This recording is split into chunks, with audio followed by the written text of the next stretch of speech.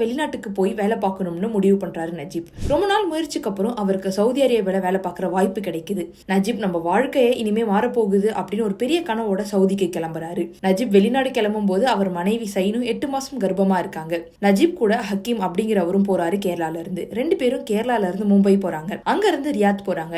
நஜீபும் ஹக்கீமும் Riyadh ஏர்போர்ட்ல போய் இறங்குறாங்க. எல்லாமே புதுசா இருக்கு. 2 பேருக்கும் ஏதோ சூப்பர் மார்க்கெட்ல வேலை, இனிமே லைஃப் சேஞ்ச் ஆக போகுது அப்படிங்கிற எண்ணம் மட்டும் தான் இருக்கு. ஆனா கம்பெனி, எந்த ஏரியா, போன் நம்பர் அப்படின்னு எதுவுமே தெரியாது 2 பேருக்கும். 2 பேரும் முழிச்சிட்டு இருக்கும்போது அங்க அர்பாப் அப்படிங்கிற அரேபியர் ஒருத்தர் நஜீபையும் ஹக்கீமையும் கூட்டிட்டு போறாரு.